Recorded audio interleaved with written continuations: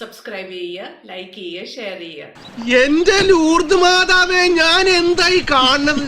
ആരെണീ കാണുന്നത്? I was just thinking that how do I get connected with you? How do I share my feelings, my day-to-day affairs? അങ്ങനെ ഒരുപാട് കാര്യങ്ങൾ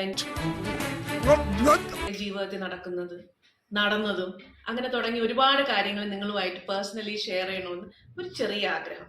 അയ്യോ, എന്നിട്ട് എന്ത് പറ്റി? അപ്പോൾ എന്റെ ഫ്രണ്ട് റിയ എനിക്ക് റെക്കമെൻഡ് ചെയ്തു. So I thought I will start a YouTube channel.